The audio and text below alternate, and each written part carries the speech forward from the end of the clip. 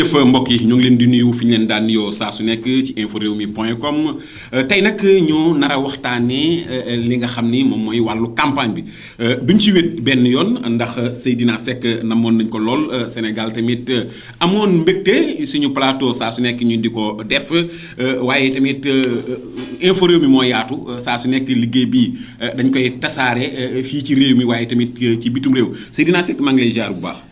salaamaaleykum Fall maa ngi lay nuyu bu baax di la delloo ziar di delloo ziar aussi internaute rawatina ñu safoo di seetaan info réew mi kontaan ci lool tamit di retrouver waat leen ci waxtaan. jërëjëf Seydina Seck dañuy daal di dugg rek ci actualité ndax déclaration bi Bamba Fall def muy maire Médina wax ni kat tout sauf ki nga xam ne moom mooy nu ñu koy waxee Macky Sall ndax tamit gis ngeen ni pro ki nga xam ne mooy Khalifa Ababacar Sall la waaye Ababacar Khalifa Sall moo ngi ànd ak ki nga xam ne mooy Idrissa Seck waaye moom lim ci yokk mooy na ñëpp wooteel ku leen neex ba mu des Macky Sall ban analyse nga ciy def. jërëjëf Fall ci laaj boobu Bamba Fall bu waxee nii ku nekk bu bañ a joxe consigne de vote. du lu ma bett ci moom. lu tax parce que dafa nekk koo xam ne ku ñu naj la Bamba Fall mënul yëngu man su may fàttaliku le 16 février 2018 un an de cela waxoon naa ko. newoon naa leen Bamba Fall mi ma gis du koo xamante ni tey jii moom mooy jàppale Khalifa Sall Bamba Fall lu Khalifa Sall dugg tey moo ko ci dugal. moom moo njëkk a taxaw ñëpp a ngi fàttaliku meeting bu mu defoon Médina ne Khalifa Sall da ngay nekk candidat ñoom ñoo ko dugal ci lu mu yëpp. benn ñaar Bamba Fall nekk na koo xamante ni tamit mënoo fi taxaw ne Macky Sall tëj na la kaso. ba ngay waaj a dee ci kaso ñëpp a ngi fàttali keroog ba ñu koy jël di ko yóbbu urgence ba mu amee crise diabétique foofu ñëpp a ngi koy fàttaliku man mi ñu taxawoon ne nañ bàyyi Bamba Fall ci laa bokkoon ñun ñëpp ñoo ko xeex ba keroog ñu ba mu moomaat boppam. tey jii mënu ma comprendre ñi koo xamante ne da ngeen jàpp ni lépp luy naqar ak lépp luy métit yoo dund 3 dernières années yii moom moo la ko teg élection jot ci tànn yow nga ni ku waayu votel baax na am na luy ñuul ci sow yi parce que ñoom. dañoo jàppee kii di Idrissa Seck benn fonds de commerce su ma nee fonds de commerce mooy bu ngeen fàttali ko Bamba Fall ci benn procès Khalifa Sall moom moo njëkkoon taxaw ne bés bu ñu jàppee Khalifa Sall ba du mën a nekk candidat Idrissa Seck mooy nekk suñu candidat. ndax moo taxaw Khalifa ba mu waxee loolu yàggul ci la ko premier ministre ci la recevoir premier ministre fële ca Médina ci la commencé duggante gars yi parce que gars yi ñoom boo nee Idrissa Seck dañuy tiit. tey jii mën naa la ay ñoom Moubarak Lo ba mu fi créé benn convergence ay Idrissa Seck dans 2017 moo Idrissa Seck ci la gars yi xëccaat mu ñëw ci ñoom Aliou Sow ba mu fi waxee na mën naa jàppale Idrissa Seck ci la gars yi jël nommé ko xëcc ko mu ñëw ci ñoom donc affaire moom mooy seen ñoom loolu la ñu comprendre. moom Idrissa Seck le fait que ñu ne ñoo koy jàppale moom moo yéegal seen prix ci enchère yi. donc Bamba Fall fa la ko jaarale parce que ba mu wax tey ñii ànd ak Idrissa Seck tey moom ba mu waxee loolu ñooñu ñëw daan contre loolu ñoom ñoo wax ne Khalifa par A ou B day nekk candidat mooy ñoom Barthélémy Dias et consort mais moom dafa waxoon ni Idrissa Seck la ñuy jàppale donc lan moo changé si diggante bi ba Bamba Fall ne léegi dootul joxe benn consigne de vote alors que yow sa base ñoom xam nañ bu baax tey jii Khalifa Sall moo tax ñun topp la Bamba Fall muy fàttaliku nii nekkul woon maire Bamba Fall 5e adjoint la woon xaw ma. ñu ko jiitu ñoom ñuy dee ba yegg ci moom mu nekk maire. donc il faut mu bàyyi loolu xel. donc bu nit ki bu ngeen nekkee muy neex da ngeen nekk muy naqare da ngeen nekk. ok jërëjëf Seydina Seck ci analyse boobu nga xam ni def na ko ci Bamba Fall jàpp na sax ni ki nga xam ni mooy Ababacar Khalifa Sall li mu dugg tey lépp ay déclaration Bamba Fall ci la bokk. waaye tamit dafa am ma dolli sax diggante bu ko xamante ne ci nekk ci bëccëg bi. di saaga Aliou Sall di saaga mag ji lu nekk bu guddee ngaan nag ñoom Aliou Sow dem di fecc ay ngoyaan. waaw vidéo bi moo ngi fi beneen bi ñuy dugg moom mooy bi ñuy jëm ci campagne bi nga xam ni wàllu parrainage bi tax na ñu bari doonuñu ay candidat dañoo gis ni jàppoon nañu ñoo xam ne dañu daan xas 7 ans yi Macky Sall toog ci nguur gi yëpp di ŋàññi ki nga xam ni moom mooy président Macky Sall dem nañu sax ba lëndëmal xelu askan wi ndax ñoom ci seeni discours la askan wi jàpp ni Macky Sall liggéeyu fi dara tey ñu jàpp dem ba dernier moment ñu dem ànd ak Macky Sall loolu war askan wi la wala ci fonds commerce boobu ci la ñu nekk ba léegi. du ma ne war askan mais war seen bopp. parce que dama kaa nit ki boo dee ba am parti politique da nga am ay ambition wala nga dem ba déclarer ni yow da ngay nekk candidat peut-être lu fi nekk bu fekkoon doy na la wala lu fi nekk baax na ci yow kon doo fi nekk naa da ngay wut lu ko remplacer. donc lu fa nekk da nga jàpp ni yow bon na da nga jàpp ni yow lii jëmalewul Sénégal kanam nga ni man damay samp sama nënd pour jëlee li nekk fi nga ëlbatiku ñu ne la yéen nekkatoo nga xaar ma jàppale pour nga gën a toogaat loolu naka lañ ko war a mën a jàngatee. parce que gis nga politiciens yi man tamit tout naa ma ko man mu tax man nangumaa bokk ci benn parti politique la moo tax nangumaa politique parce que lu ñu lay wax ak lu ñuy jëf moo dul benn. Aïssata Tall Sall ku la waxoon ne tey àdduna dina dox ba mu dem jox Ousmane Tanor Dieng raison du ma ne sax ànd ak Macky Sall mais jox Ousmane Tanor Dieng raison du ma ko gëm koo xamante ne yow lu nekk xeex nga Ousmane Tanor Dieng ndax lu mu ànd ak Macky Sall seen problème ak Tanor Dieng yëpp loolu la. ndax lu ñu nekk si ginnaawam yow nga taxaw di ko xeexlu pendant 6 ans nga ne ba mu jural ñu dàq la ci parti socialiste tey nga ëlbatiku ñëw ne kii Ousmane Tanor Dieng toppoon kat c'est le meilleur maa ngi dem topp ko. xel nangu ko daal. donc en fait loolu dafa nekk loo xamante ne xel mënu ko nangu. man je pense que ni tey jii bu demoon bay jàppale kenn ñu éliminer ko war na mën a xool tey jii ànd gu mu àndoon ak Khalifa Sall ñu boole benn dànq jëm a xool ki nga xamante ne moo yaakaar nañu tey jii mën na fi jëlee li fi nekk ñu jàppale ko. Kaaw Aïda Mbodj nan nga koy jàngatee.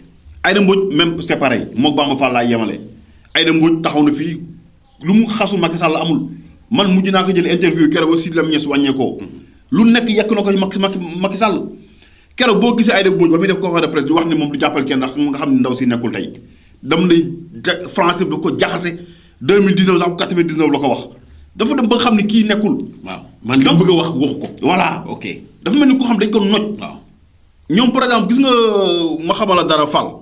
dinaa ñëw sax si kaw Ablaye Wade gis nga nguur gi buñ ne la ñëw jege si la jox la lu ñu lay jox lépp ña pour nga jàppale leen. yow nga xam ne yow mii kat so ngor wala ñu xam ne yow mii kat li nga fi xas mag yëpp mënoo ñëw taxaw jàppale dañ naan la kon léegi bul joxe consigne de vote ñàkk a joxe consigne de vote mooy votel Macky Sall mooy arrangé ñoom moo leen arrangé ñoom. ok mooy kaawu Ablaye Wade bi nga bëgg a dugg. Ablaye Wade c'est la même chose.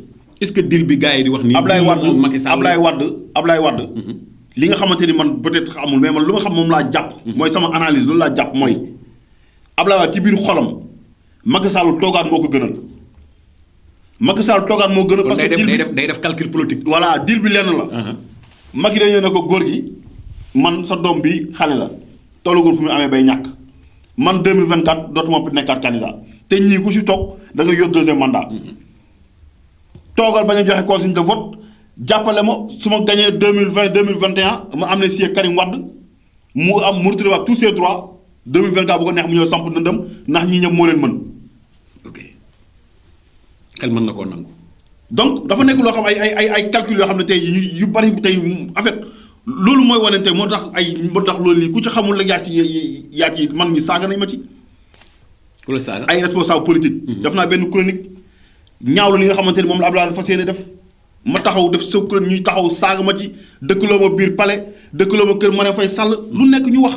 ok mais man damay comprendre ni xam ni tey jii Seydina 100 chronique yu mu def. 90 yëpp. damay ñaawlu li nga xamante moom mooy doxalinu pouvoir bi. mais tey nga laal Ousmane Sonko. ñu ne la wooy dañ kaa jënd nga laal mag Ablaye Wade wooy dañ kaa jënd ñun Sénégal moo ñu ñor. ok loolu leer na Seydina Seck fii ak yaa ngi liggéey te heure boo waxee féetaliwuñu la fenn rek jàppal ne li ngay liggéey dafa des. beneen bi dañuy ñëw ci campagne yi. ndax ñoo ngi léegi ci biir campagne yi mobilisation yi bari lool. kenn ku nekk jàpp ni foo dem yaa ko moom. non man damay ñëw tey si kaawu Thiès bi nga dëkk yow. waaw xam nga Thiès bu baax. xam naa bu baax a baax. Thiès xanaa yéen 10 millions ngeen. population jaaxal na ma lool yenn saa yi sax. li ngay wax man dama noonu gis Idrissa moom fa demee tey Thiès kenn desul. Macky Sall moom ñëwee Thiès kenn desul. waa Pire lañu demee Thiès kenn desul. donc man finalement dama naan xanaa nit ñi dañ leen jël di leen chargé si biir kër yi. non mais foofu dama fay leeral. leeral ma ci. foofu dafa am mobilisation yoo xam ni. day jugee ci yeneen région yi. ñëw di renforcer meeting yi am Thiès. maanaam ay parce que yenn saa yi nga gis fa ay nit yoo xam ne dañuy importer ñoo xam ne tey jii nii ay DL la seen carte d'identité yi ay DL lay doon. fa seex dëkk wala mu doon DK wala mu doon KL. mais la dëkk Thiès mënta dajaloo. ci mitinu Idrissa Seck mën a dajaloo lu ko ëpp ci mitinu Macky Sall. xam nga loolu dafay ñëw ci Fall bu ñu ko doon jàngat ci vidéo bi nga xamante ne xam naa gisoo bu Youssou Ndour waxoon.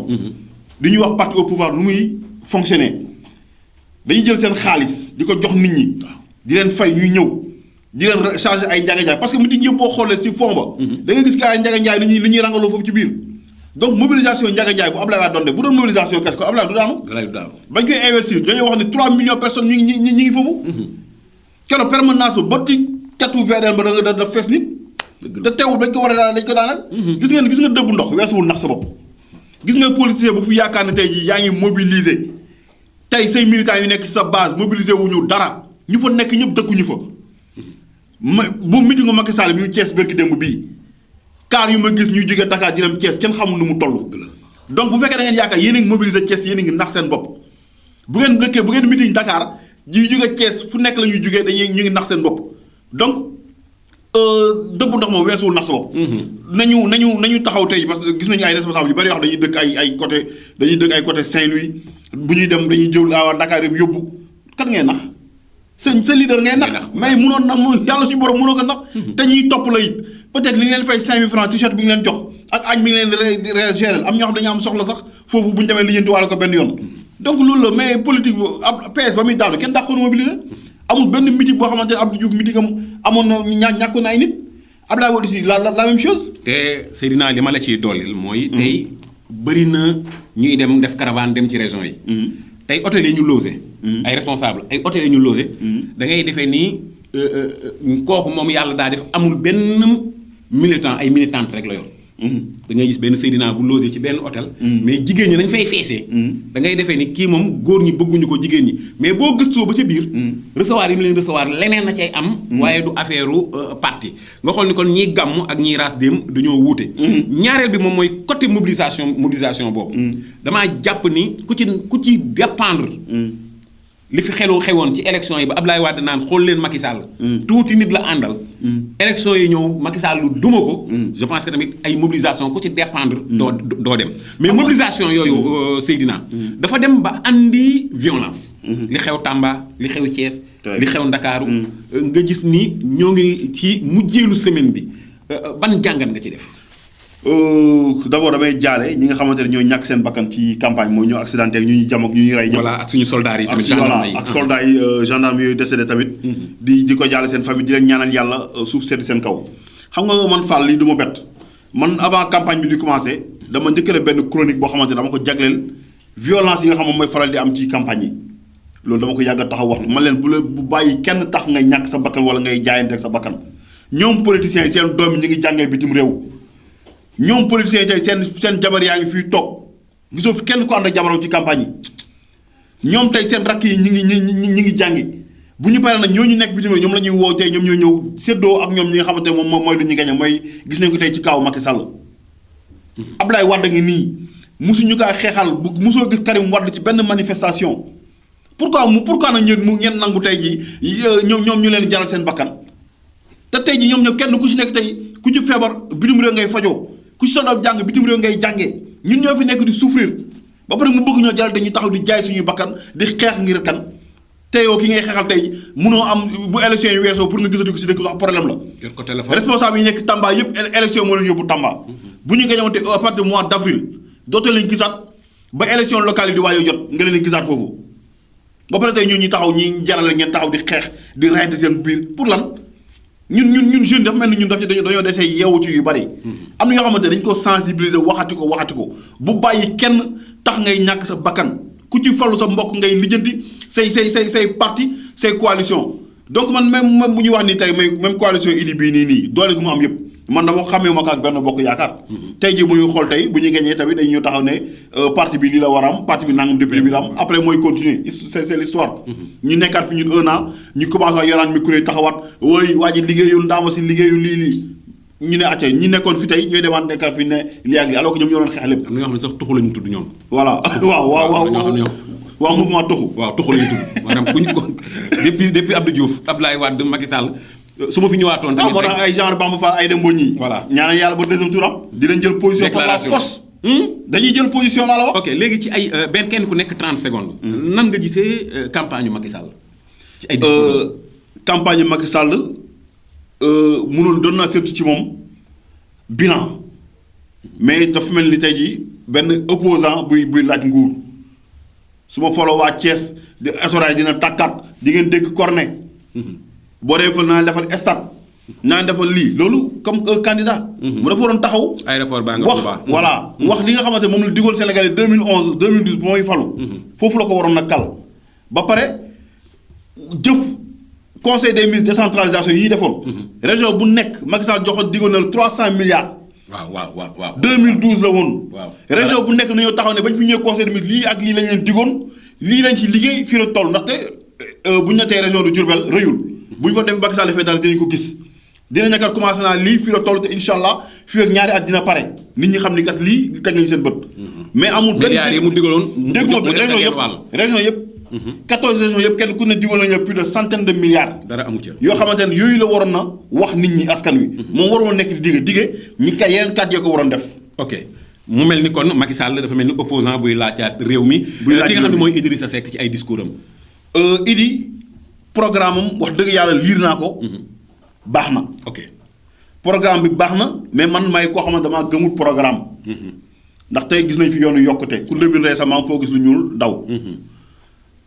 lu muy laaj réew mi lu ma gën a neex ci li nga xamante moom laa ko gis mu wax. mooy ba mu ne tubaab bi océan bi lu dugg see Sénégal. mais moom dina fexe ba Sénégal ubbeeku ci wàllu Afrique jaaree ko ci Tambacounda. Tambacounda mooy région bu ñu war a jàppale ci Sénégal mooy région boo xamante ne lu ko région bu ko gën a riche amul. Tambacounda moom war a nekk buntu bu nga xamante ni fa la Sénégal di génnee pour mën a dugg ci Afrique. donc Tambacounda ku leen dooleel ma damay naw li nga wax. Issa Sall. Issa Sall caay-caay politique moo ko manqué. mën na dafa jongewul ci politique. voilà xam nga politique dafa rax caay-caay. waaw il faut nga nekk ko moom nag comme moom du politicien. technocrate la wax borom xam-xam la. donc parti bi mu am nii ak lu muy mobiliser bés bu ñu amoon leader bu caay-caay. kenn du leen ëpp doole ci élection yi.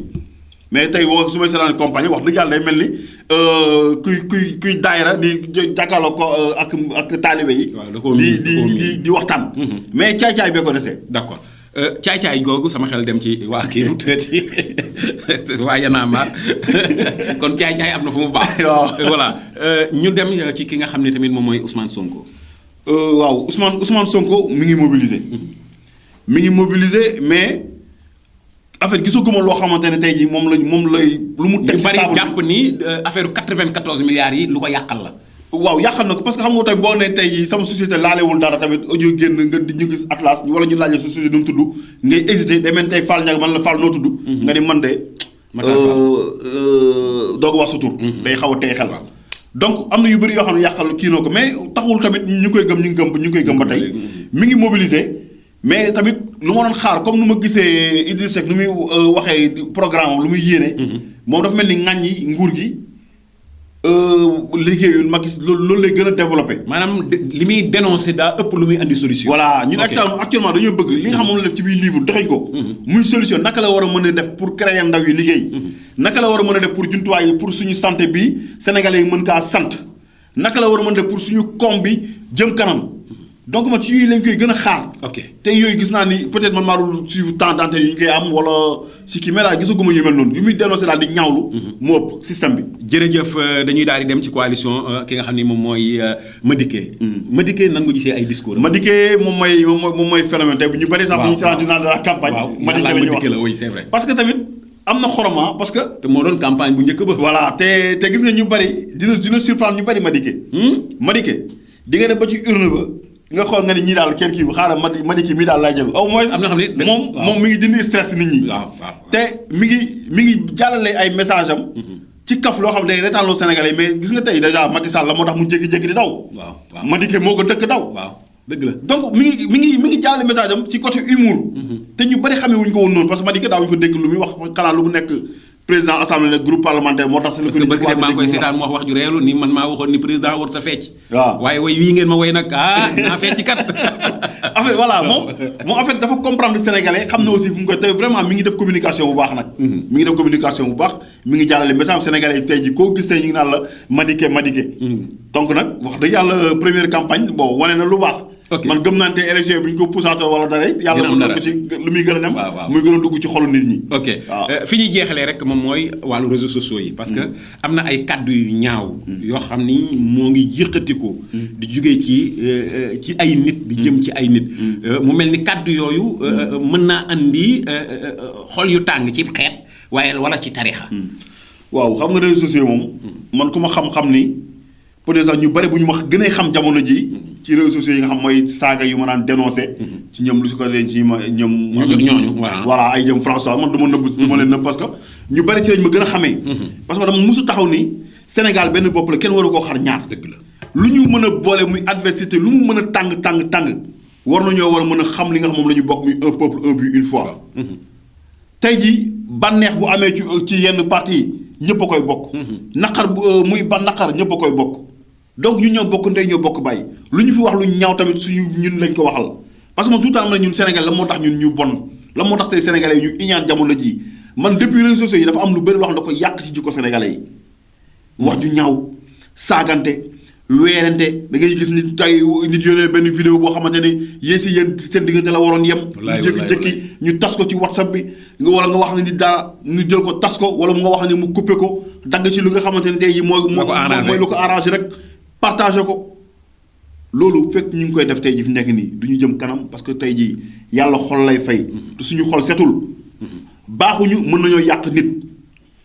yàq nañ ci ay dund yoo xamante ne am na tey jii bu ñuy waxool ndaw soosu nga xamante ne tey maag yow boobu sax mën nañu wax ne xamante wuñu woon sax ba ngay taxaw di ko defaan moom ma taxaw di ko defaan ci beneen côté bi muy jëf ju ñaaw yoo xamante ne defoon nañ ko ba léegi ndaw sax kenn xamul fu mu nekk xamuñ ndax mi ngi dund xamuñ ndax xaru na wallaay dëgg la donc mu nekk yoo xamante ne tey jii yooyu dañ ko war a xool tey jii nañ taxaw nañ fi di saaga ay kilifa diine di leen ji lu nekk loolu xam ne wuñu ko woon sénégalais yaa 10 ans boo ko doon waxtee dañ naan la biir du biir Sénégal la ñu nekk tey jii suñu maam yi nga xam ne ñoo jiitu liggéey lu liggéey bu rafet bi Sénégal tey jii ba ñun ñu war a mën a liggéey ngir suñu doom tey ñooñu ku leen tàppoon tey fu ñuy tëdd seen xol du sedd. jërëjëf mu doon wàllu réseaux sociaux yi nga xam ne gis nañ ci ay kàddu yu ñaaw damaa jàpp ni sax ni la ko lal dëgg mooy politique la. politique képp a ko lal parfois nga gis ni naa yàqal diw naa man daal di wéet changer sa voix. xas ab tarixa ngir tarixa boobu xasaat la mu andi jéye goo xam ne mën ngaa yàqal diw nañu moytu loolu ku xamul jéye rek yaay wax luy andi jéye ci réew te Sénégal tarixa yi niñ fi mel moom moo tax jàmm gi am te ñëpp ay mbokk lañu Seydina Seck di la jaajëfal ci analyse bu am solo bi nga xam ni def nga ko nooy tàggatoo lu may tàggatoo rek xanaa di dellu di la gërëm bu baax di gërëm aussi suñu techniciens yi nga xam ne ñoo ànd ak ñun di gërëm internet yëpp fii ci Infos Rewmi xam nga ni wax dëgg yàlla nekk na site ak chaîne boo xamante ne royukaay la am na yu bëri yoo xamante ne fii lañ koy waxee mu tasaare àdduna moo tax lépp looy def rek nañ koo def lu rafet jël liggéey bi teg ko ci yoon nga xam boobu ba léegi ci la ñu nekk donc di xam ne nag yàlla moom suñu borom mooy di matal lépp lu ñu fi wax loo xamante ne lu dëng la wala mu am ku muy blessé nga xam ne man sama jëmm ji la maa ngi siy jéggalu bu baax a baax li nga xam ne daf ci jub te rafet yàlla suñu borom moo ko def.